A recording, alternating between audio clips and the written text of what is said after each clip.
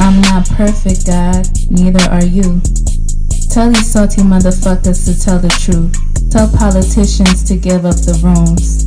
Tell silent voters to stand up to the booth. God, it's me. Can you hear my plea? Feeling like I'm lost in this world, can't you see? Demons creeping in, trying to take control of me. But I'm just trying to find the light, trying to break free. I'm not perfect, God, neither are you. But why you keep forgetting me? What did I do? Trying to have a convo, but you starting to preach. Feeling like I'm on a leash. Can't find no peace, find no peace. Living in hell, can't you hear my plea? I'm suffocating, can't you see? Why you let these false prophets roam free?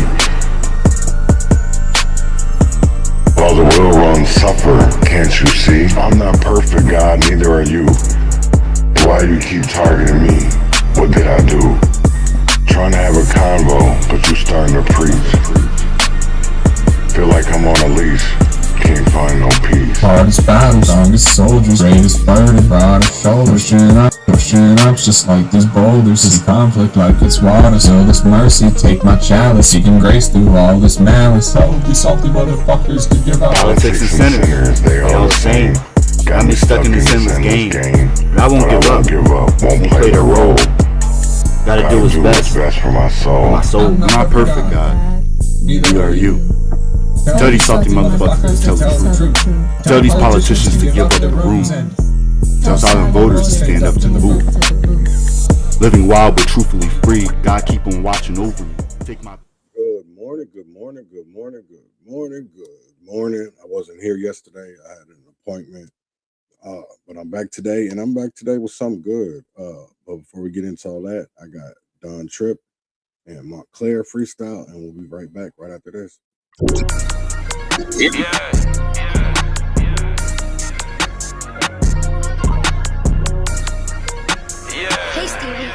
Yeah, make some room, cause the man in here. Body slam, my woman got a swing in front of chandelier.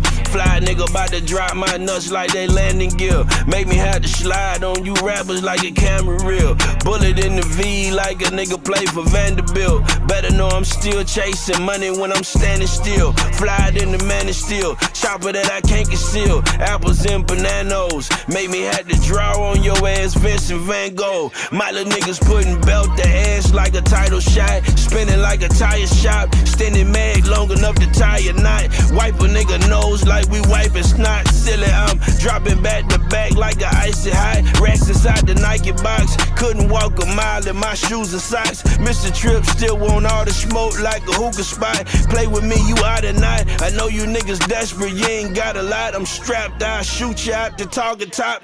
More money, more niggas wishing they could take my place, but they chance slimmer than them fries at the Steak and Shake. Niggas never keep the same vibe when we face to face. They be kissing ass like they try and catch a second date. I don't give a fuck who I offend, these niggas need to learn. My heart ice cold, bitch, my veins all freezer burn. Whoever got a problem with me probably never speak a word. I make too much bread to even be concerned. Long lip pill.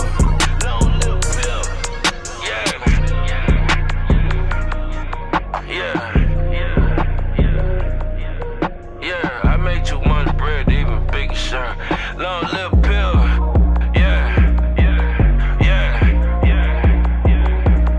Forgiveness is God's job. Forgiveness is God's job.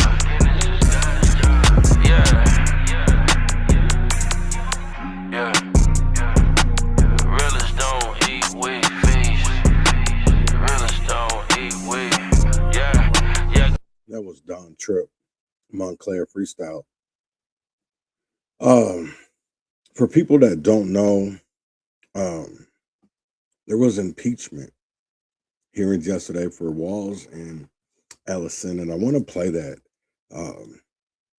It ain't very. I don't know how long it is actually, but I'm gonna let it play because there was some things that came up, and where I'm gonna start at is the speakers, the testifiers. And then after that, there's some discussion between DFL members and Republican members that I feel like people should really pay attention to. There was a lot of discussions yesterday when it came from, like, I think her name is Sydney Jordan, Nathan Coulter. There was some outrageous shit said yesterday. And the part that bothers me is, why does it always have to be Democrat and Republican? What happened to right and wrong? And that's one thing that really was spotlighted yesterday, because it seems like, and it's not even just with Walz and Ellison and this impeachment things, but it was even last year when they had the ethics committee for Bobby Champion. And it was the same way. Is it like, this is the problem that we have, is like, motherfuckers aren't being held accountable because of politics. All because of politics. And it's sad to see that we're not going to see any accountability, because it's going to become a partisan issue. And that's where we need to stand up as people. That's where we stand up as people, because I'll tell you right now, it's not going to be, here's the thing, is that I really do appreciate some Republican legislators, especially when they bring it up, like Harry Niska. I don't agree with everything that he says, even when it comes to some of these, the people on the fraud committee, like Walter Hudson, or we start to see that really justice comes down to a partisan issue. And if you're a Democrat and the Republicans are calling it out, it's all good. And if you're a Republican and the Democrats are just calling it out, because I'm going to tell you right now, nobody has control. Nothing is going to get passed. The Senate, it's Republicans. I mean, not Republicans, Democrats. And in the House, it's even. Nothing is going to get passed unless they agree on some shit. And this is the thing that I don't understand, is how are we agreeing with people that don't even want to give us accountability? That's the shit that really should drive a lot of Minnesotans crazy, is that accountability comes down to if you're a Democrat or Republican. Even the shit that I see at some of these protests, whatever they want to call them, and I see the media calls them, or some protesters, they'll call them right wing. So that's what I'll say, like, they're right wing. But a lady was down there by herself, Savannah Hernandez, I think is her name, and she's from like Turning Point, USA. And it's like, damn, y'all seen a woman getting abused, and niggas didn't stand up. This the part that drives me insane, is you niggas always say protect women, but when it's time to protect women, you niggas ain't nowhere near it. Mercado, he didn't call the shit out. He heard the shit on his live of them plotting or getting the girl. You didn't say shit. Neither did Mr. Kelly. Neither did the motherfucker that always waves little dicks in his hand and got the motherfucking dildos, the little gay ass Derek dude. You niggas didn't stand up for a woman, all because you guys don't have the same beliefs. You have different views. Does that make it where that she should be assaulted? Like, where is the point of like us standing up to right and wrong and not Democrat and Republican? That's what I totally don't understand. So let me get into this. And this is the testifiers yesterday, the impeachment. Olson. So again, so we have time for member discussion. I'd ask that you keep your testimony to the 2-minute time limit that was posted, as well as keep your testimony related to the resolution and the reasons for proceeding with an investigation. Ms. Bernstein, go ahead and state your name for the record. And my name is Faye Bernstein. Chair Niska, members, thank you for allowing me to speak today. I'm one of those whistleblowers, and I am a current state employee, and I'm also a Democrat. I've only voted Democrat, and that's why I think this is a really sad day for me. I consider myself a very loyal person. I have worked at the state agency I'm at for 20 years. I believe I've had 3 jobs since I graduated from college. I've lived on the same block for 20 years. I'm kind of a ride or die person. But I want you to know my experience. And what happened to me was 7 years ago, I was what I would consider at the top of my game. I was in one of those rare times in life where you really enjoy going to work and you know that you are doing a very good job and life was really, really good. And everything I'm going to say now, I don't in any way mean to reference my coworkers, my peers. Your average state employee is very, very good, very good. I'm not unique in any way. I'm not uniquely smarter than anyone else or uniquely able to notice fraud any more than anyone else. I'm just a regular state employee. All of my comments and my concerns are really about the leadership and those that have appointed that leadership. So about 7 years ago, I noticed risky contracts that I was seeing. I had a promotion and I, for the first time, was seeing many contracts, more than just my own. Everything was sort of funneling through me in my work area. And so I started going up the ladder for the next 6 months, as a person would do, and talking to my supervisor, then their supervisor, and up and up. And so what I found was that I was really kind of getting nowhere.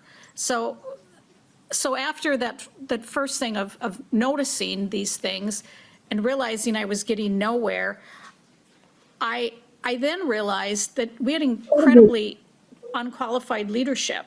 Not only did people not really know the solution to what I was bringing, but they really didn't even understand what I was saying. And that didn't make a lot of sense to me because looking at their salary and their job title, this is something they should have clearly understood and said thank you and proceeded to solve it.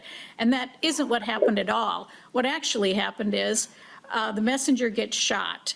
I became a very unpopular person amongst leadership there. And the retaliation in the smear campaign is strong. I was called everything from incompetent to a favorite is racist. You people who speak about fraud at state agencies, the first thing that leadership goes to is racism. And that is very hard to take. It is humiliating. It is career killing, obviously. Who is going to hire someone who is considered racist? So at some point in that period of time in 2019, there was a poster put up at the agency and it had 3 names on it. It was one of those posters that was sort of that, if you see something, say something kind of thing. And there was 3 names on the poster that we were to contact if we had concerns about fraud, waste, or abuse. And so I was working with those three people. And over the next year, those 3 people really made my life about as miserable as it could be. That was a period where my son was young. He's a teenager now, he's with me, but he was young at that time, and I used to sit on the front step of my house and cry because I didn't want him to see me cry. Because you don't want a young kid to see that. Right. And those 3 names. Okay, let me just talk about those 3 names. One is our ethics officer in the agency I work at. She called me to tell me that if I spoke in front of the legislative committee, that I would likely be fired. So that's our ethics officer.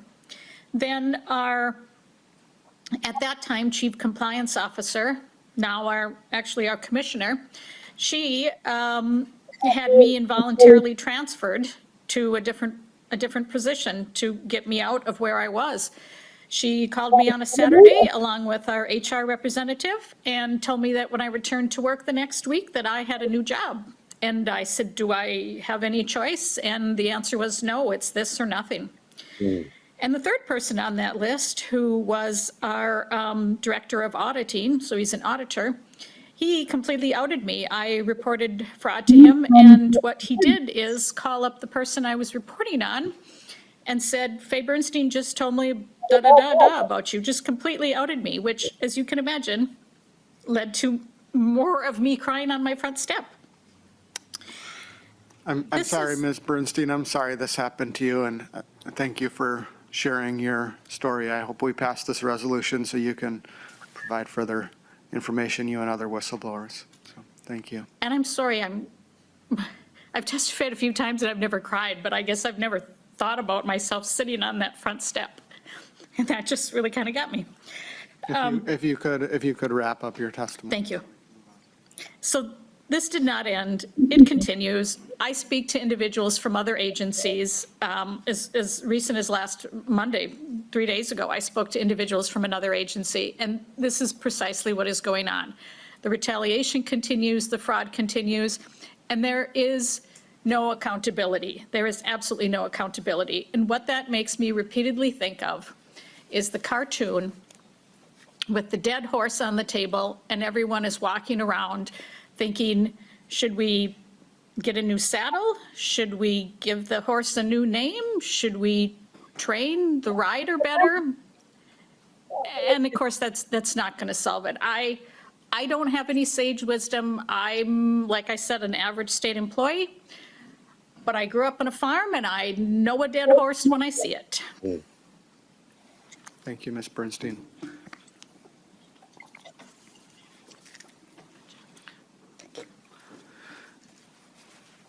Next on the list, I have Alan Lisdahl. You could come forward and state your name for the record and proceed with your testimony.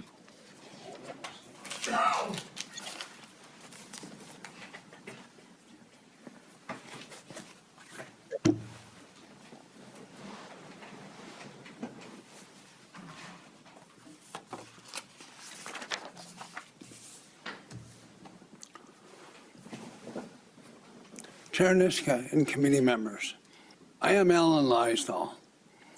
I don't come here with a law degree or a bunch of years of experience as a politician. I am but a voice crying in the wilderness. I was born and raised in a small town just north of here. It was a time and place where I experienced the true Minnesota, where doing the right thing was expected and being responsible and kind to your neighbor was just the way it was. Oh, and we were, don't you know, we were proud to be from Minnesota. Skol Vikings. And the Purple People Eaters, don't you know. Now, when I travel out of state and people find out I'm from Minnesota, they say, oh, where all the fraud, corruption, and chaos is happening? Things appear to have gone terribly wrong under your watch, Governor Walz. As the top elected official, how could you have turned an apparent blind eye to unprecedented corruption, and fraud? You have sown discord, distrust, and dishonor instead of order, integrity, and tranquility. You have embarrassed our state. Is this what you returned to Minnesota to do after your time in Washington? Having served over 20 years in the military myself, I understand what it means to swear an oath. As a top-level military and elected official, you have taken an oath, and that becomes a sacred duty. That duty spells selfless service. Or did you somehow forget that? Billions have been stolen from the people and distributed to those pursuing unjust activities. We have patiently suffered in the hope that you would govern with truth and wisdom. We trusted you. You betrayed us. You let us down. If the lawlessness continues, you, Governor Walz, will be sentencing Minnesota to 1,000 years of darkness. Again, is that your intent? A line has been crossed beyond the consent of the governed.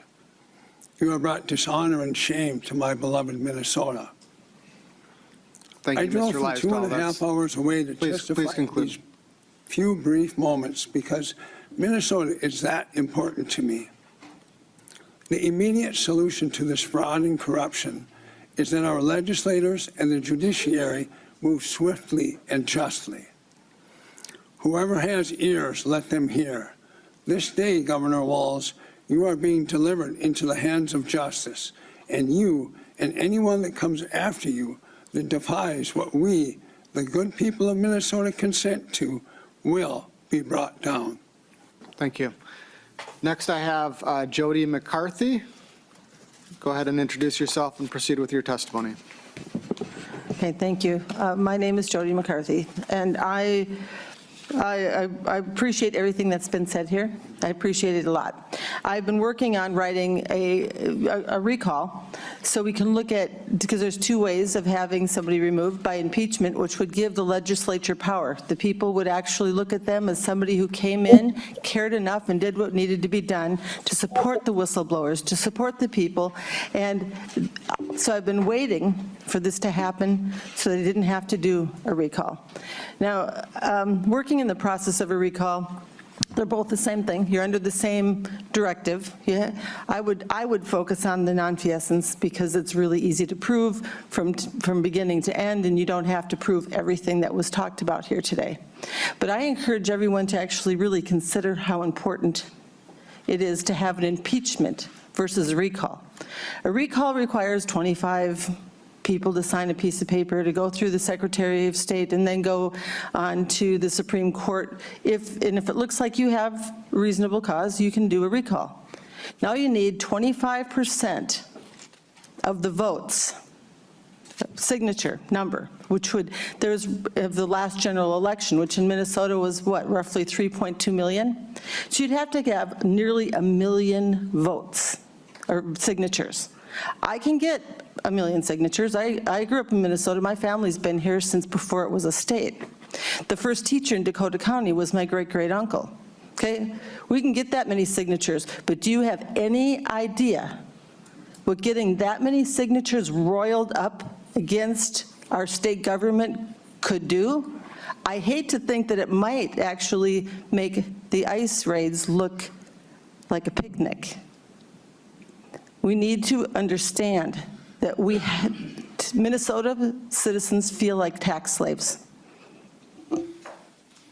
All of those dollars are going to a 2 minutes, culture. Ms. McCarthy. Thank you for coming and testifying. Appreciate it. Okay. Next, I have Nathaniel Olson. Please state your name for the record and proceed with your testimony. Good morning. Thank you, Chairman. I'm Nathaniel Olson. I'm the disability advocate for the state of Minnesota, and I'm here to testify for Governor Walz's impeachment. As a disability advocate for the state of Minnesota, I have seen nothing more than fraud happening over our state. I sat in an ICS home getting ready to go on vacation and understanding that I was under a guardianship that said that they would care for me. When they completely lied to me, I knew very well that these people do not care. I urge people to vote yes to impeach Governor Walz because here is why. Taxpayer dollars are being thrown overseas to fund a terrorist group. If you look at the United States Constitution, that is in Article 3, that is treason. Governor Walz doesn't care about the Minnesota people, nor does he care about girls being protected, nor does he care about the disability people that are being suffering and abused and being homeless. As a disability advocate, I cannot stand here and watch these people suffer. I cannot stand here and see Governor Walz have a press conference and blame the President of the United States for everything. We need to hold Governor Walz accountable. It is time for us to say enough is enough. Governor Walz needs to go and suffer the consequences because I cannot sit here and watch these people suffer. So I urge everyone to vote yes to get rid of this governor. Keith Ellison has no place to serve as the Attorney General because he does not care about the Minnesota people either. It's quite interesting that we can have 100,000 people show up for the No Kings protests, but I'm wondering, where are the protests for the disability people? I'm wondering, where are the protests for the families that have lost their kids in the state of Minnesota? Governor Walz can sit back and watch the people suffer because it's good for him. Thank goodness he was not Vice President of the United States, because he cannot run the state of Minnesota. And why would we think he could run the United States if he cannot keep his own citizens safe? And Amy Klobuchar, she'll be Governor Walz 2.0, because she will continue the fraud. Thank you, Mr. Representative.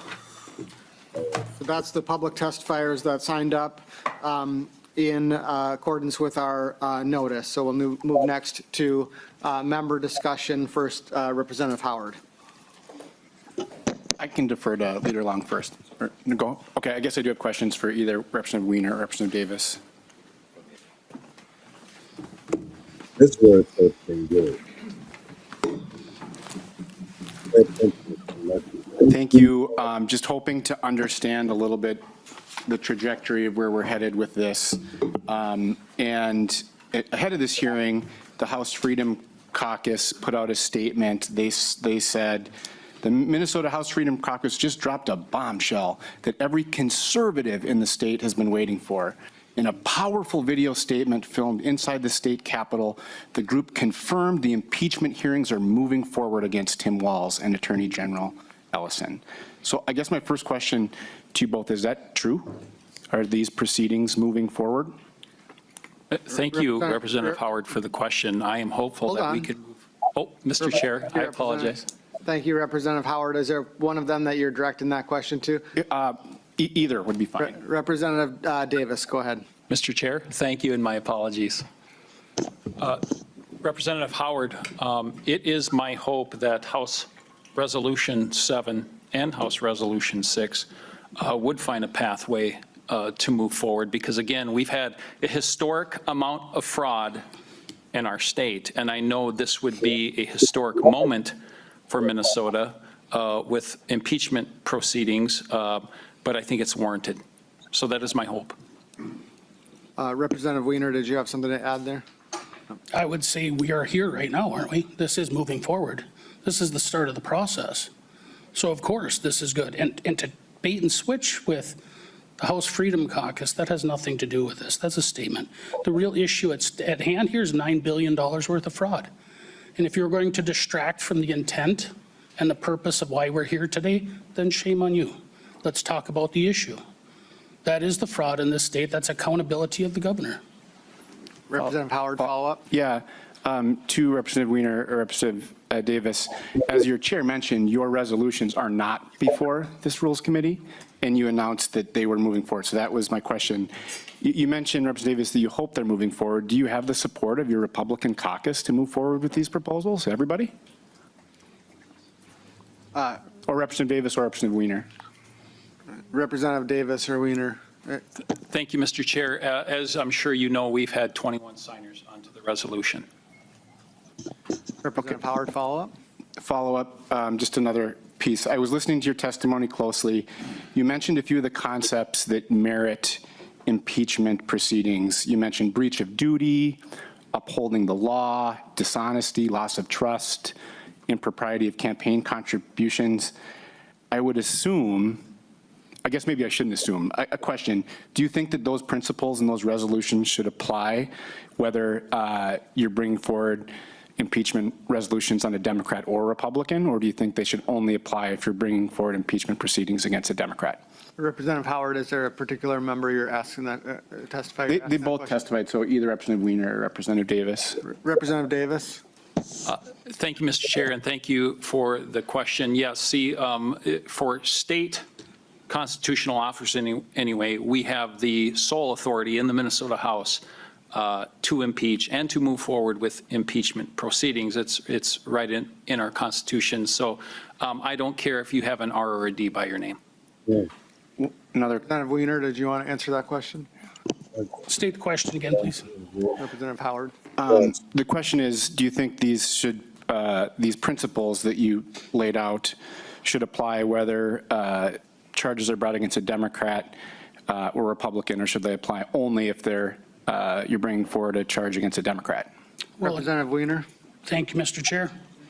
Accountability should apply whether you're a D or an R behind your name.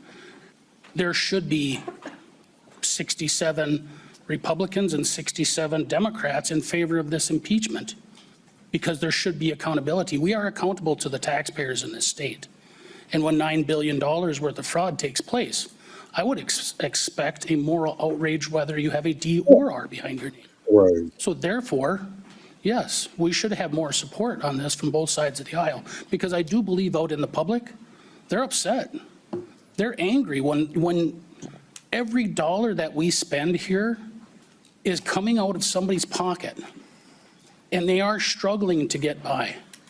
And we've heard this again and again, bills that come to the floor from both sides of the aisle, and we hear people are struggling. So to know that when they pay in their check, when they pay in their taxes, and $9 billion are frauded, there should be a justifiable anger that should take place, and it is taking place across the state, and they want accountability. And that's why these articles of impeachment are here. Representative Howard, follow up? Yep, follow up. And the reason I asked that is because, you know, in your statement, you said that you've dropped this bombshell that every conservative in the state has been waiting for, and it led me to believe this might just be partisan in nature. Also in that statement, you referenced Walz and Ellison pushed radical policies that left Minnesotans paying the price. The pushing of radical policies meriting impeachment, I think, raises questions about whether this is a partisan project or not. But I'll give you guys, both of you, Representative Wiener, Representative Davis, a couple more chances to help kind of assuage my concerns that this just might be political in nature. I'm curious about, you know, the resolution states that this would be for corrupt conduct in office or for crimes and misdemeanors. And so I'm trying to establish where that line is for folks. I'm curious, would you think allegations of sexual abuse are grounds for impeachment? Representative Howard, are you asking that question to one of the particular testifiers? Either Representative Davis or Representative Wiener. Representative Davis. Thank you. Point of parliamentary inquiry, Mr. Chair. State your point of parliamentary inquiry. What does sexual misconduct have to do with House Resolution 6 or 7, which are the impeachment proceedings that, and the impeachment resolutions that we are discussing today, and more specifically, the resolution to send these investigations to the Fraud Committee? Mr. Chair, we are not discussing House Resolution 6 or 7. We're discussing House Resolution 13A. Can you stick to that, please? I think the point of parliamentary inquiry is well taken as it relates to R13A. I don't see anything in it about sexual misconduct. Certainly, I would think that if there was a resolution proposing impeachment of a state officer for sexual misconduct, I expect Representative Davis and Representative Wiener would both think that that should be referred for further investigation. I guess that's my question. Representative Davis. Mr. Chair, you're absolutely right. But to the point of conservatives wanting justice, accountability, and transparency in the state, absolutely, Representative Howard, but not just conservatives. You just heard from a whistleblower, a testifier who's a Democrat who wants to see the same thing in her state, Representative Howard. Thank you for the question. Well, that's not what you said in your statement that you posted as the Freedom Caucus. But I would note that, of course, Howard, I didn't recognize you. Oh, you have some further follow-up? I do. Yeah. We do have a few other people on the list. I'll try to be quick. Wrap it up. You know, I would note that, of course, President Trump has been accused by more than 20 women of sexual assault. I don't think there's any instances. Mr. Chair, point of parliamentary inquiry. What does that have? You don't have the floor, Representative Davis. I have the floor. I'm trying to establish, if this isn't a partisan project, I would assume there's instances where you've all called for the impeachment of President Trump, who's been credibly accused of assault, who's been charged with 34 felony counts, been charged with racketeering for overturning the free, fair election. I'll just have just one or two more questions because I think they're really relevant since there's a lot of discussion about fraud. Would you think illegally firing more than a dozen inspector generals whose job is it to track fraud? Would that be an impeachable offense for corrupt conduct in offices for crimes and misdemeanors? Representative Howard, I don't think your statement is fine. I don't think further discussion about those questions is relevant, especially in light of the fact that President Trump has been impeached twice by the U.S. House of Representatives. So I don't think you're making the point that you think you're trying to make. Democrats have impeached President Trump over many of the allegations that you're talking about. That doesn't really go to the question whether the R13A resolution should be adopted by the Rules Committee. So thank you, Representative Howard. Representative Schultz. Can I just finish? I won't ask another question, but just to wrap. Briefly. I'll just briefly wrap and say that I think everybody can see what's going on here. You know, amid serious times with families facing serious economic challenges, this is a fundamentally unserious proposal by a fundamentally unserious party who isn't interested in governing. Gas prices are rising because of Trump's illegal war in Iran. Healthcare, housing, childcare costs are spiking. We have hospitals closing. Yet this is what we're going to do today? A bill that's absolutely going nowhere. And see, I think that's the problem. These bills go nowhere. The same way that the Ethics Committee last year with Bobby Joe championed. It always comes down to a partisan issue. Instead of that, it should be an everybody issue. Doesn't matter if you're Democrat, doesn't matter if you're Republican. That's what's so wrong with this state right now, right? Depending on what political party you're in, decides if you about accountability, about justice. And that's fucking crazy to me. Like, I really can't understand of like how, regardless of politics, right? Partisan, how I don't understand how Democrats don't want to get behind this. It's really wild to me. And they bring up, I don't, like crazy to me. Like, why wouldn't you want the impeachment investigations to go on further? Like, I understand it. You have to stick to your partisan side. But like, this is about the people. This isn't about a political party. That's what's really, really crazy to me. It's like, it's not about a political party. It should be about right and wrong. That's it. Is it right or wrong? Doesn't matter if they're a Republican or a Democrat, because it's about we the people. This is what I don't understand. Is like fucking wild to me. It's like some of the outrageous shit, it always comes back to some Donald Trump shit. Like, I really, really don't get it. I really don't. It's like, because of politics, because of political parties, we're not going to see accountability in Minnesota for this shit. And it's sad. It really, really is sad. Dead on arrival, aimed at, you know, sticking an eye on the governor and the attorney general. We get it. We get it. You guys don't like the governor and attorney general. You don't like the governor led us through unprecedented economic times and then won election handily. You don't like that he's balanced the budget on time every year of his, and you don't like his policies that you call radical, like paid family leave and helping kids. And you don't like Attorney General Ellison for the ways he stood up to Trump. And at every turn. You know the reason why I don't like Ellison? Timothy Magruder. The four that were charged for the Jerry Hoff who were actually innocent. So fuck Keith Ellison. You know, that's the crazy part. Is like our whole political system in Minnesota is a part of the problem. It really is a part of the problem. And why don't more people want to stand up and speak out about it? That's what I don't understand. Is like everybody's so worried about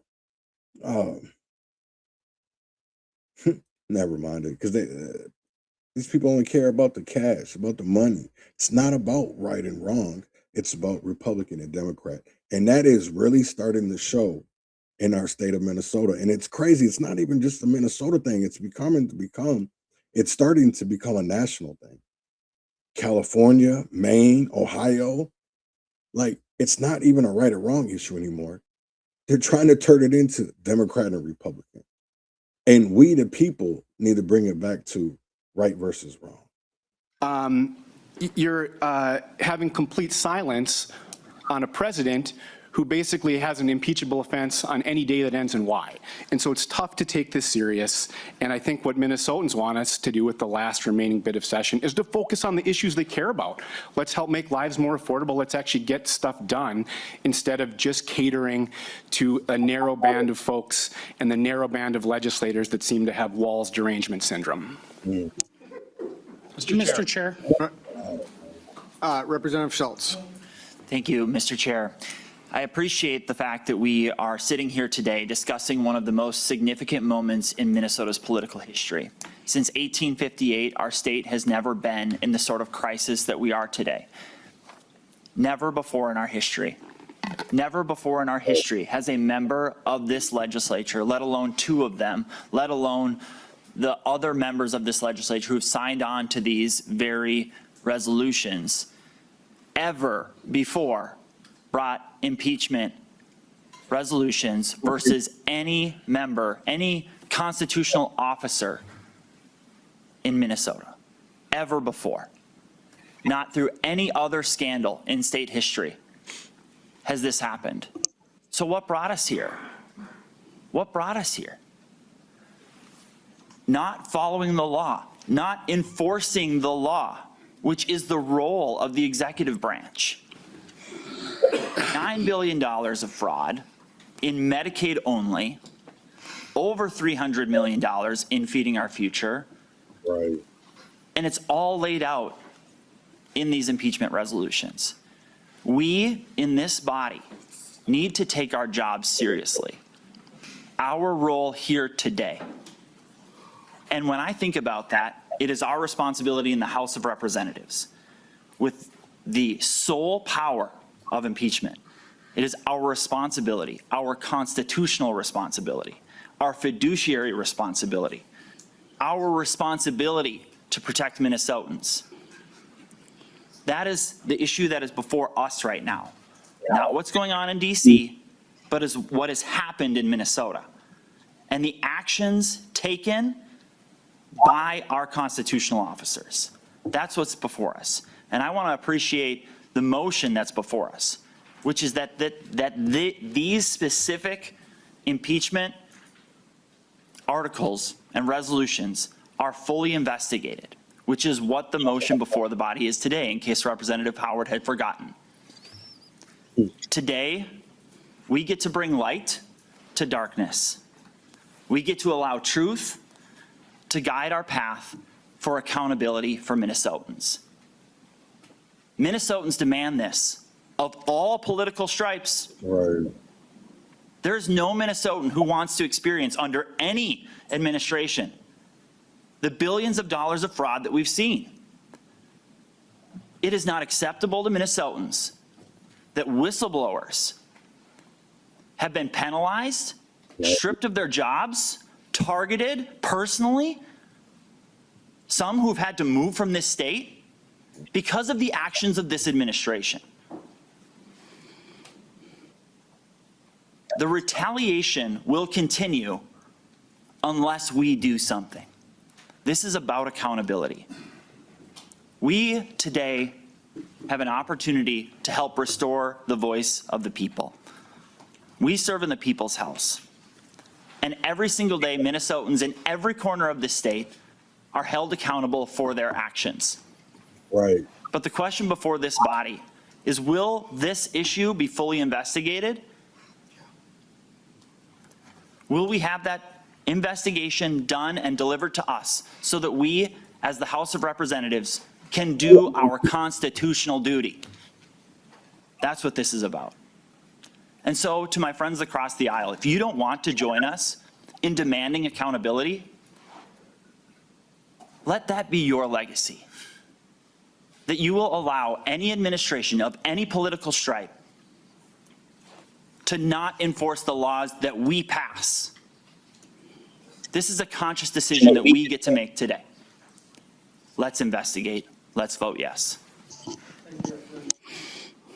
Thank you, Representative Schultz. Representative Jordan. Thank you, Mr. Chair. Oh, yeah, that's a good one. That's a good one. The resolution on impeachment investigations is dumb, and I don't understand what we're doing here. Have there been crimes, charges, and convictions for our executives? No. Do we impeach Minnesota's elected officials just because we don't like them? No. Have there been criminals and scammy businesses that have ripped off our government? Yes.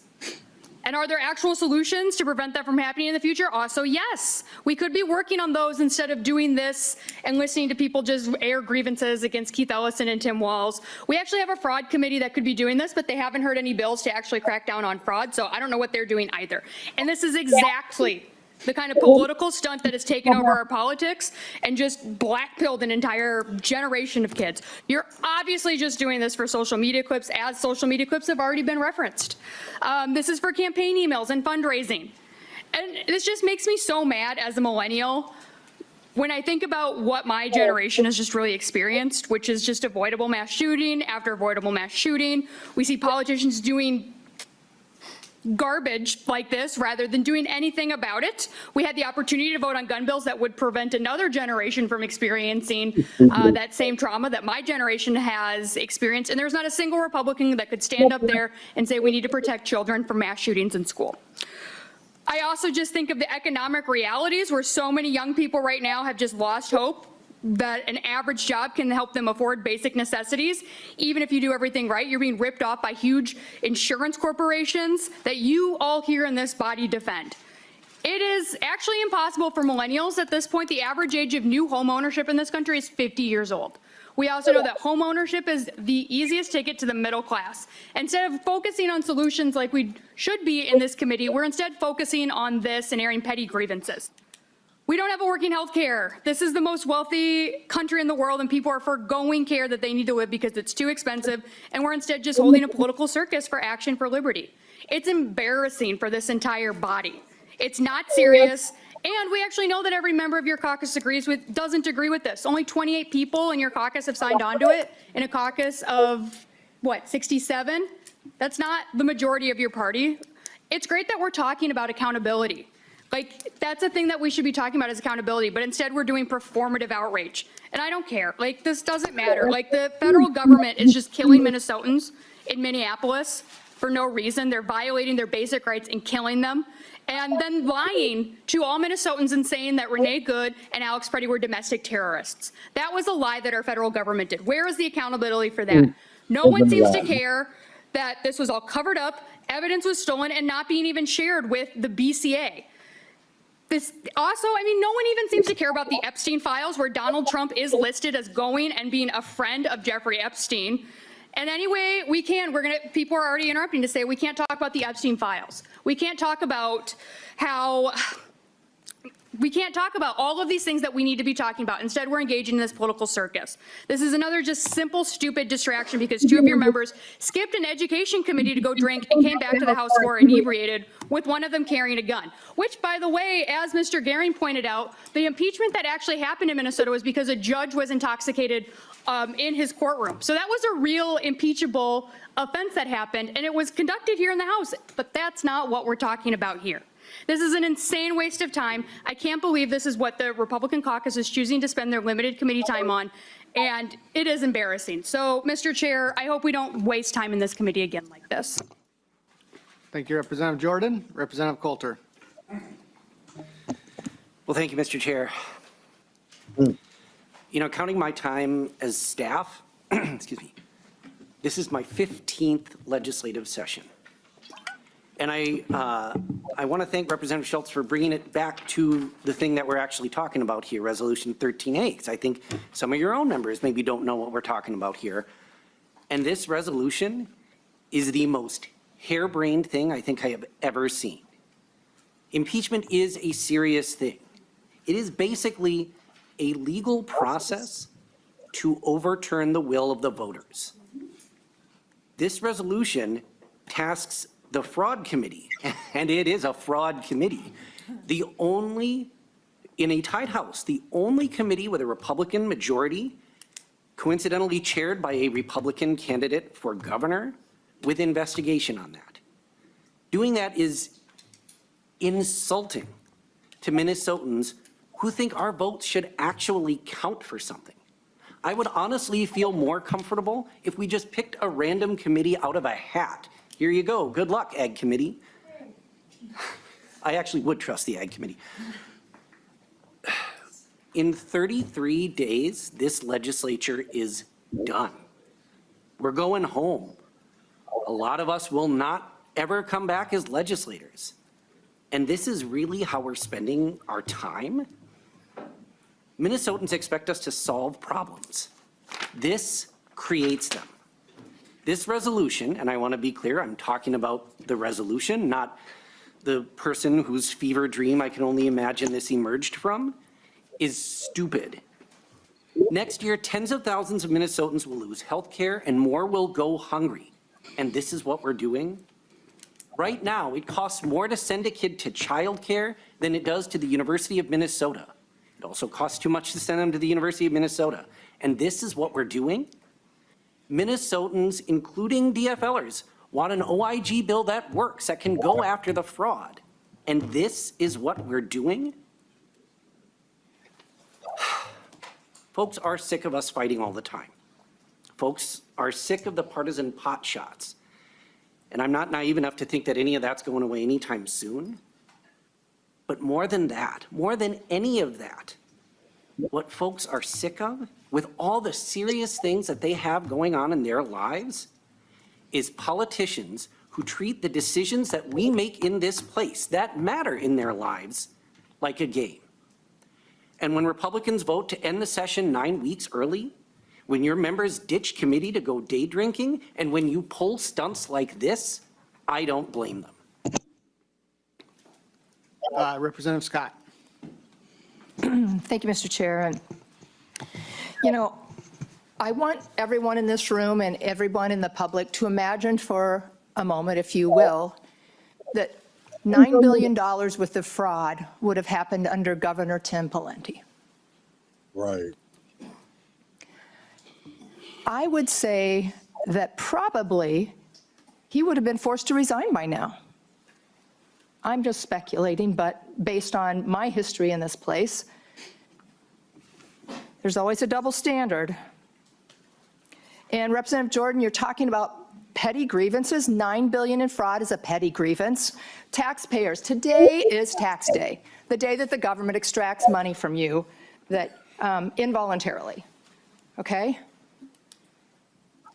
A petty grievance of $9 billion, and we talk about affordability, $9 billion would go a long way towards helping affordability in the state of Minnesota for people that can't even afford to put gas in their car right now. And to call this idea harebrained, Representative Coulter, $9 billion, holding people accountable for $9 billion in fraud, I don't see as harebrained, and I don't think the people of Minnesota do either. You talk about Representative Howard of every day ending in Y. Every day ending in Y is a new fraud story in the state of Minnesota. It's embarrassing, and it's expensive, and it ticks most people off. It ticks me off a lot as a taxpayer who just paid thousands of dollars in taxes. The people of this state want accountability. That's why we're here today. It's not because of what President Trump did. It's not because of what something J.D. Vance said. It's not any of that. This is what is within our power as state legislators to bring before the legislature and this committee to hold elected officials accountable. The governor needs to be held accountable for this fraud. The Attorney General lied before Congress. That's no small thing. Tell me if those weren't Republicans what you would be doing. Have some intellectual honesty here. Care about the people of Minnesota and all the fraud that's happening in this state. And try for just 1 minute to hold people accountable regardless of what their party affiliation is. Thank you, Mr. Thank you, Representative Scott. Representative Cagle, briefly. Thank you, Mr. Chair. Yeah, and this is brief. I think, you know, what I have a problem with is the sincerity of this, and if we're talking about holding people accountable, then it should be a standard across the board. If any single Republican had stood up and said, I think, you know, talking about assaulting women is bad, or, you know, shooting residents in the middle of the street is not what this administration should be doing. Maybe taking $500 million planes from Qatar, this pay-to-play system, is something that is really happening. And so I find this completely hypocritical, because you want to apply some standards to some people, but not all people. And so if we're talking about holding our leaders accountable, I would pray that you guys would step up and say that what is happening at the federal level is also wrong. And maybe if that were to happen, we would take this a little more seriously, because we see what is happening at the federal level. We see the pay to play. We see the Trump meme coins and how much money the Trumps are making off the presidency. But yet that's all okay. So let's apply this evenly. I would love to hear a single GOPer stand up and say that what the president is doing is wrong. And then maybe I'd believe that this is coming from an honest place. Representative Cagle, Washington Democrats have pursued impeachment over and over again. Representative Nash. Thank you, Mr. Chair. And I guess, thank you, Mr. Chair. I guess my question would be, where does accountability begin here in the state of Minnesota? We swore an oath when we were sworn in as state representatives, and our colleagues in the Senate when they were sworn in as senators, to uphold the laws of the state of Minnesota. We can't impeach anybody in Washington. We don't have that privilege of voting in that chamber of Congress or the Senate. So the question remains, where does accountability begin here in the state of Minnesota? And what I've heard from my colleagues on the DFL side of the aisle today is a deflection away from the things that we've heard. Just continual deflection. Oh, look the other way. We're not going to focus on the fact that Attorney General Ellison has a recording where something is credible enough, and here's the important part, credible enough to move along the process to look into it further. That's the question before us. This is not the impeachment hearing. This is whether it gets moved on to the next station and looked into and ultimately gets transmitted to the Senate. If you are truly interested in exonerating the people who are being looked at today, then move it along. Don't leave it up to just the DFL members log jamming it in the Rules Committee. Recognize that accountability, and I think it was Representative Coulter said that we need to respect the will of the voters. The voters sent us here to also hold the executive branch accountable if malfeasance happens. That is also the will of the voters, Representative Coulter. We cannot just say, oh, well, this happened, it's in the past, deflect away with federal issues. We have a job that we swore to uphold, that we would hold the executive branch accountable. That is given to us in our duties as legislators. It's an exceptionally important duty that we have, and you should take that duty exceptionally seriously.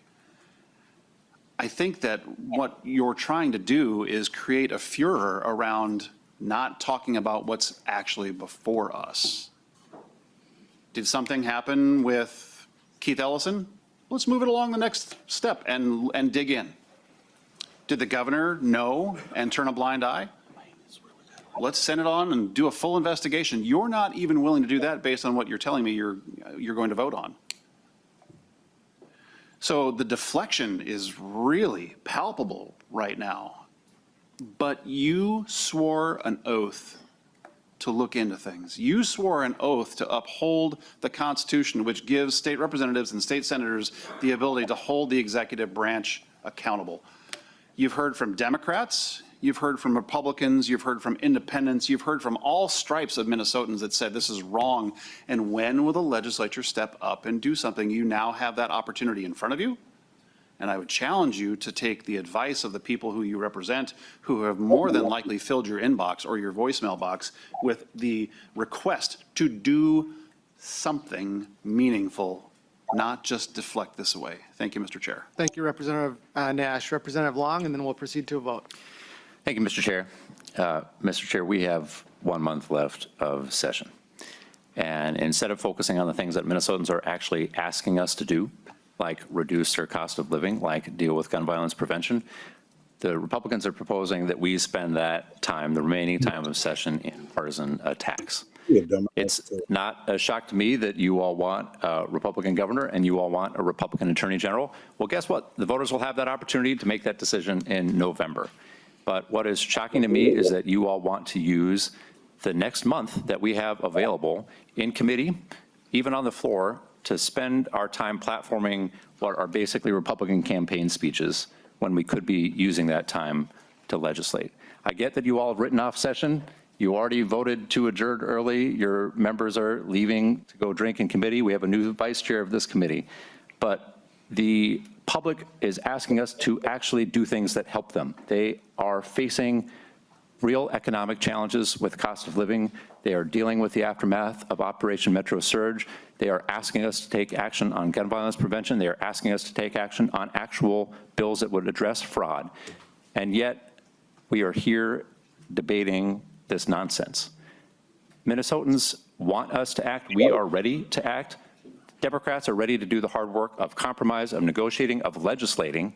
Yet we have this embarrassment to the institution that we are actually taking our time to turn what would be the only Republican-chaired committee, chaired by a Republican candidate for governor, into essentially a GOP campaign arm for the rest of the session. So I hope that we can vote this down and get back to the actual work of legislating that we are here to do on behalf of Minnesotans. And Mr. Chair, I ask for a roll call. Roll call has been requested. Well, members, outside of this room, what most Minnesotans are demanding, especially today on tax day, is accountability for the multi-billion-dollar fraud scandal that's embarrassing our state. That's what I hear about when I go back in my community. And they expect us to treat this seriously, to have, yes, equal standards, not just Republican and Democrat, but equal standards, public sector and private sector. Because in any well-functioning business, a multi-billion-dollar fraud scandal would result in the CEO either resigning in disgrace or being fired, and certainly would result in the general counsel or the attorney in charge of that company resigning or in disgrace or being fired. And if we cannot move forward with an investigation about these serious questions, Minnesotans, I expect better. I am not shocked that Democrats do not want to talk about these problems. When I attempted to even discuss one of these problems on the House floor, I was repeatedly interrupted. So it would not shock me if Democrats refuse to move forward with any sort of an investigation. But it is important that when we look at what we can do in the Minnesota House of Representatives, we can't do anything about Donald Trump. We can't do anything about things happening in Washington. I certainly understand why Minnesota Democrats don't want to talk about the policy issues and the policy problems that have been created by all Democrat-controlled government here in the state of Minnesota, and want to talk about what's going on with Donald Trump. But when we look at what we can control, what we can do to hold people accountable, to have some accountability for the multi-billion-dollar fraud scandal, this is what we can do. So members, I urge support for the R13A resolution. I renew my motion, and the roll call has been requested. The clerk will take the roll. Chair votes aye. Mr. Chair, do we get closing statements? Very short. We're on a roll call vote, Representative Weiner. Chair Long? No. Vice Chair Schultz? Yes. Vice Chair Hollins? No. Representative Allen? Yes. Representative Coulter? No. Representative Frederick? No. Representative Howard? No. Representative Jacob? Jacob, yes. Representative Jordan? No. Representative Cagle? Representative Nash? Yes. Representative Purcell? Purcell, no. Representative Scott? Yes. Representative Steer? Yes. And Representative Zalesnikar? Yes.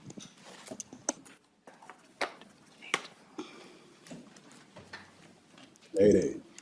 There being 8 ayes and 8 nays, the motion does not prevail. That concludes our agenda for today. The meeting is adjourned. See, and that to me, it was way more. I really feel like an investigation should have really happened. That it should move forward. If people don't have nothing to hide, Why can't we move it forward? Because this is what, like, when you watch these next stories, it's really kind of crazy because, like, who's going to face accountability? I mean, everybody wants to go get the middleman or the people that were frauding Minnesota, but not the people that were writing the legislation or the policies and the ordinances that was allowing this. So it's kind of crazy to me.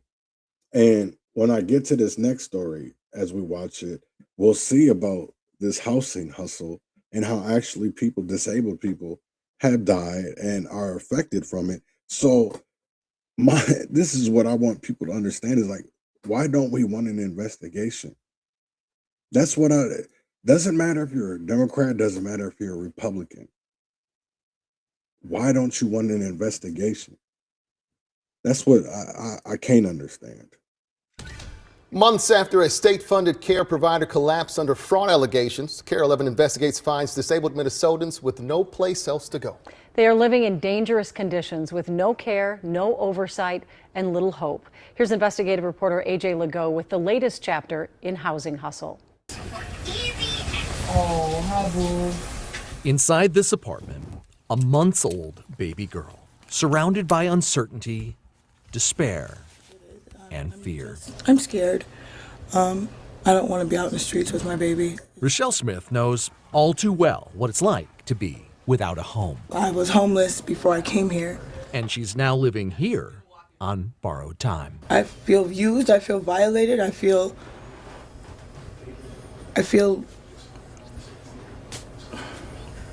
worthless. Rochelle and her daughter are among the left behind. People with disabilities abandoned by their caregivers in this St. Paul apartment building. Living at the intersection of Minnesota's fraud and growing humanitarian crises. It's been like a bomb dropped on me. It's just a nightmare. Michelle Dorman has brain injuries. She needs daily assistance, but for months, she says, no help has come.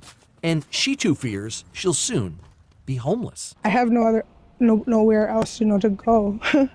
Can we get assurances of continuity of care? It's March 16th at the Capitol, and a committee chaired by Senator John Hoffman has summoned Governor Walz's commissioner, Shireen Gandhi, and other top leadership at the Minnesota Department of Human Services. Care 11 AJ Legault did on the woman who lives with autism that they evicted her from her apartment. The hearing came in the wake of Care 11 investigations that exposed both millions of dollars in suspected fraudulent billing to Minnesota's Integrated Community Supports, or ICS program, and also vulnerable people.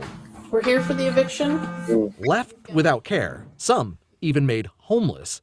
My house with puddles. As provider organizations subject to fraud investigations collapse. That haunts me. Our leadership team is here today to assure you that we are working very hard at DHS on continuity of care. For months, DHS has told both lawmakers and Care 11 that they have a process for safe transitions for people who lose service due to fraud by their providers.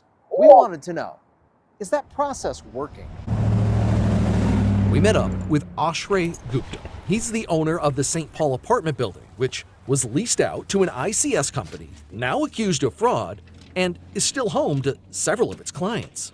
We've tried reaching out to DHS multiple times, the city, the county, and no response. He invited us on a tour to see what the state's continuity of care looks like on the ground. This is kind of what the aftermath is starting to look like. Somebody was living like this. Correct. Or at least once we entered the unit, this is what we saw. There's feces everywhere. Exactly. Like, the question is, when did Ultimate move them in and how long were they neglected for? Ashray leased the entire building to a state-licensed ICS company called Ultimate Home Health Services, which subleased apartments to disabled adults in their care. A prior Care 11 investigation exposed Ultimate Home billing Medicaid for allegedly made-up phantom services and revealed how that neglect played a role in a man named Rick Clemmer's death. He's got rigor and lividity, so he's been deceased for a long amount of time. In response, federal agents raided Ultimate Homes headquarters, citing Cara Levin's investigation and a massive scheme to defraud. The state suspended them from billing Medicaid, and overnight, the company disappeared. They were using this space as their office. Left behind, a building full of disabled clients in the dead of winter. I think it was negative 40 degrees the week we found out this was all going on. While some residents were able to find new housing on their own and move out, others were stuck. No staff, no support, no system stepping in. I'm lost right now. I don't know where to go. It's pretty bad. Trying to do what's right, the building's owner paid to keep the utilities on and has not evicted the people living here, despite not being paid rent since November when Ultimate Home disappeared. But he says it can't continue. For months, conditions have spiraled. You can't just let everything fall on its face and expect it to solve itself. Ashray says the man in this apartment recently vacated, and this is how he'd been living. This was a vulnerable person who clearly wasn't getting help with their living situation. Exactly. Oh my God. Amid the debris, They left a bunch of their records here on the floor. a telling paper trail of Medicaid billing records. They reveal Ultimate Home was being paid $522 every single day to care for this person. That's pretty incredible. It's insane. That's wild. A new state licensing report backs up Cara Levin's prior reporting, finding Ultimate Home billed for hours of in-person care each day, but often only called to check in. And the people living under their care were at an imminent risk of harm. Hi, how are you? I'm AJ. In the building hallway, we met Rochelle, the new mom, who said she's still at risk. She invited us in Yeah, everything I go through affects her. to meet the smallest victim of Minnesota's fraud fallout. A 7-month-old baby girl named Todd Janae. I'm being taken advantage of. I'm being violated, and there's nobody. Law enforcement sources tell me the lead suspect in the Ultimate Home Health Services federal fraud case fled the country. Damn. Our Cara Levin See, that's crazy. Like, all these programs were supposed to help people, and they haven't. Like, when are people gonna have conversations about that when it comes to Ellison, when it comes to Walls? Because we do need to have these conversations. People died. People died. People have been evicted. People have been traumatized. And we're not gonna have anybody be accountable from the administration? Come on, man. That shit's wild to me. Like, I really don't get, like, what are we doing? What are we doing as Minnesotans? I really want to be real. Even when it comes back to, you're going to see this about Nekeya Moody. Like, we really have, this shit shows that we have so many breakdowns in our system, and we're not even trying to repair it. We're not even trying to, we're not doing anything. I'm going to be real honest. And this is the part that, like, pisses me off. I'm going to be honest, because I know they brought up, like, there was only 28 people that, I think that was Sidney Jordan that brought that up. And it's like, damn, we do have 67 Republicans. So it's like, why aren't we getting answers from the Republicans that didn't sign? Like, I think we, as Minnesotans and as taxpayers, are owed an explanation. Like, this is the part that pisses me off, is like, you're seeing big companies, I shouldn't say big companies, but small businesses close. They're being moved. You're seeing whole communities being moved and by gentrification, and people aren't speaking out.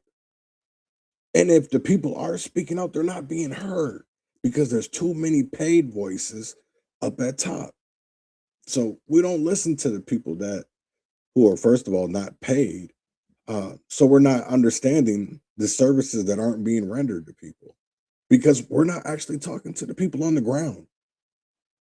I'm going to be honest. The people that are in St. Paul, Maria Issa, Sidney Jordan, I don't see them in North Minneapolis or even where it is. Where is the representatives that I will say that is? Where is the representatives, the Democrat ones, who didn't want these investigations? So why aren't you going to help out Andrea and the little 7-month-old baby? That's what I want to know. Why aren't you helping out the young mother, new mother, who is in limbo and doesn't know what she's going to do? Because we had people who defrauded our system. And the people they were frauding are sitting here suffering. You have vulnerable adults, autistic, Down syndrome, all kind of like illnesses. And what are y'all doing for them? Nothing. I say even the Republicans, what are we doing? Like, I'm going to be serious. I do believe that if the investigation of the impeachment was allowed to go on, I do think there would have been accountability some way. And like the lady said that she testified, we only have a couple of routes as citizens. And it really bothered me to hear like Nate Coulter and Sidney Jordan. They can have their views. I respect that. I respect their views, right? You know what I'm saying? But then what about the people in Minnesota that are being harmed because of the fraud? And we're not seeing no type of accountability. The man left the country. Who's going to be accountable for that? Nobody. We had records be falsified, backdated. No accountability. People weren't being fired, but people are becoming homeless. They're not getting the mental health services that their insurance is paying for, but yet nobody's there for them. So when I hear Nathaniel Olson, and I'm going to reach out to him because I would really love to do an interview with him, just uncandid. You know what I'm saying? I see him on TikTok, and I am going to reach out to him because I do think this is a conversation that needs to be heard. It's a conversation that Minnesotans, we have to stand up because the government is not going to do it for us. So if the government isn't going to stand up for us, who else is there? It's us, we the people. We protect us. We stand up for us. So let me get into this Nekeya Moody, and I want people to listen and understand these stories because somebody has to be accountable. They have to. We're not seeing any type of accountability when it comes to in our judicial system. So what else type of accountability are we supposed to see? Like, come on, people. Like, I don't get it. Financial accountability is okay for a little bit, but not after what we've seen George Floyd. Like, a lot of that money was fraudulently given away. It was wasted instead of trying to upbuild a community that was suffering. The controversial term excited delirium is before a jury today in the case of Nekeya Moody. The 37-year-old died in February of 2020, a few months before George Floyd, and the cases have some limited similarities. Moody was put into the prone position by Ramsey County deputies, and the medical examiner determined that she died from excited delirium, which is a diagnosis not recognized by the American Medical Association. Fox 9's Karen Scullen is joining us live with more on today's court proceedings. Karen, what happened today? Well, the medical examiner was on the stand for much of the day, testifying about his diagnosis and cause of death, this excited delirium. Now, we're about to show you some body camera video from that day. It was February 2020, and some may find it a bit disturbing. Just a bit of a warning there. Now, Ramsey County deputies responded to what came in as a mental health call. When they arrived, Moody was resisting restraint. Ultimately, deputies put her into that prone position on her chest where she goes unconscious. She is turned on her side then, and deputies tell the EMTs as they come in that she might be playing possum. At the ER, she tests positive for alcohol and cocaine. Nekeya dies a few days later. Now, Nekeya Moody's family filed a lawsuit against Ramsey County and the two deputies involved that day, claiming excessive force and deliberate indifference to her medical needs in violation of her civil and constitutional rights. The ME who determined her cause of death, Dr. Butch Huston, stood firmly behind his diagnosis today, which he said is determined by ruling out other possibilities like death by asphyxia. He also said the deputies did not cause her death by putting her in that prone position. Huston says cocaine and physical exertion led to excited delirium and that is what killed her. But prosecutors did bring in an expert witness from the University of South Carolina who teaches a course for best practices for law enforcement. That the deputies did not follow best practices, like possibly sitting her up that day when she went listless. Defense experts say they did nothing wrong or outside of best practices, though, and that the phrase playing possum is actually commonly used in banter among law enforcement because sometimes those who are handcuffed, like suspects, will pretend to go listless only to start fighting again. An EMT testified today that she was breathing, she had a pulse when they were there, and didn't appear really labored in terms of her breathing. And she also testified that they didn't see deputies apply any force or pressure. Her pupils reacted, and that there was really no great concern while they were inside the home at that time. This is the EMTs talking. Now, when I left the courtroom, proceedings were still underway. It's unclear if this will actually go to the jury today or it could carry over a bit into tomorrow. I'll go back up and check here after we're done and bring you up to speed at 6. Reporting.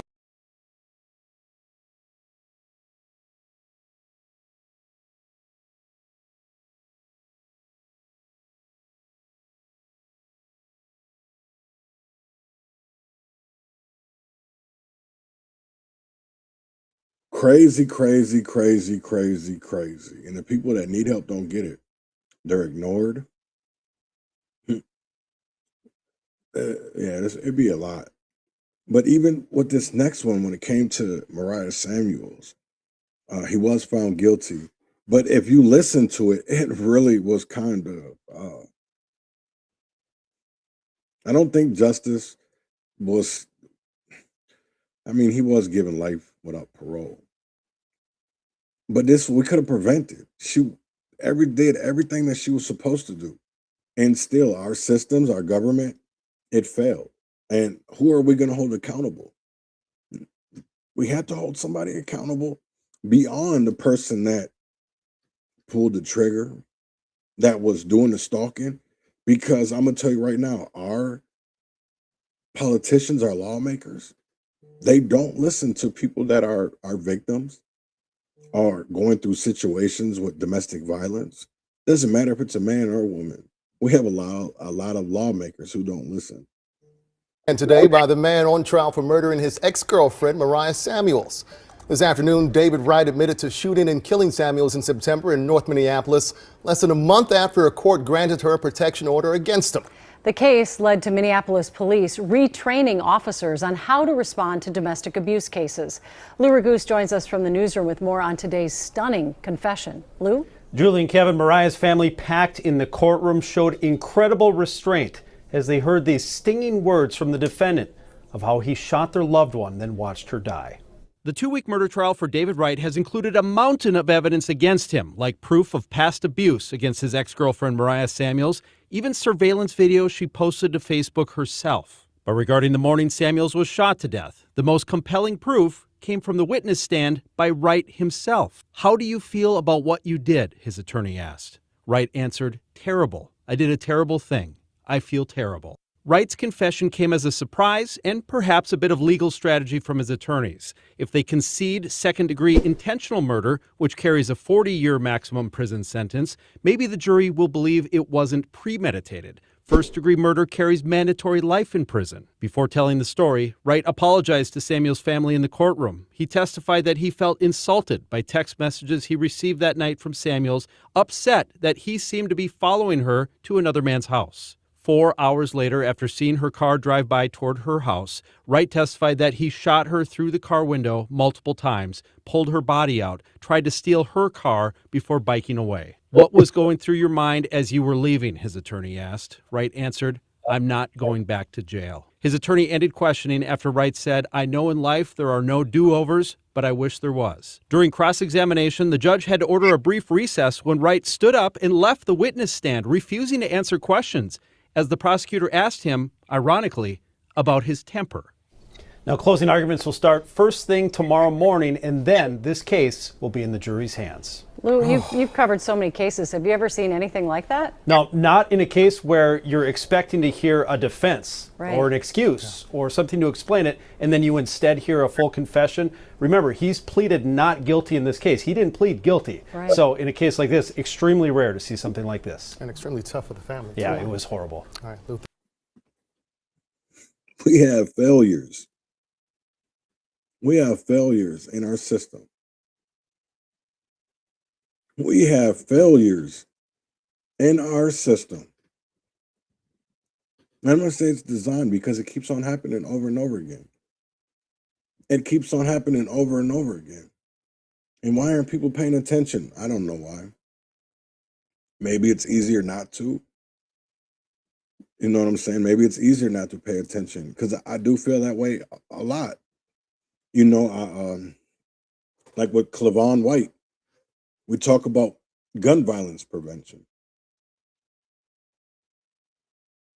Like that went from a mental health situation to a person dying. How is that mental health help? We have so many cogs in our system, and instead of trying to eradicate them, we do all this other shit. We ignore it. We tell people that it's not that important. But how is it not that important when they have family members who have died? How is that not important? Because it's important to them. So it should be important to us. That's what I don't understand. It's like everybody talks about, you know, Donald Trump. But what about the real fucking problems we have in Minnesota? We have a lot of gatekeepers, and a lot of gatekeepers have been included in this fraud. You had black churches. You know what's the crazy part to me is you had sheriffs. You had sheriffs that were involved, especially when it comes to Bob Fletcher over at Ramsey County. Sharon Ross. If you go back and look at the shit that she had on her Twin City, I think it's called Twin Cities Refuge, shit was crazy. There was so many fucking pictures. There was different type of officers. You had so-called pastors like Spence. I think they call him Reverend Spence or whatever. And it's like, damn, y'all really don't like asking the tough questions. Y'all don't. Y'all like this to be like a motherfucking Disney movie. Dead ass. But that's real life isn't a movie. There's people that are actually suffering. There's people out here that are actually suffering. And instead of doing something about it, we say that it's political. We say that they're only doing this for this. But what about this? Come on, man. Like, those aren't the same situations. We have people that are actually dying and suffering here in Minnesota. And instead of trying to change it, they deflect and distract. So I'm going to say it again. People wake up. Wake up and smell the coffee. So with that being said, man, I'm going to get up out of here. I'll be back tomorrow, same time, same place. Like I said yesterday, I was all geared up for this episode. And then I had, I don't know if it was something I just forgot it or whatever, but I'm glad I got the email saying that I had an appointment at 10:45 because I definitely would have missed it. I wasn't thinking about it. So, because I was preparing for this episode. So, but here is Don Tripp with Wicked. And I'll see y'all same time, same place.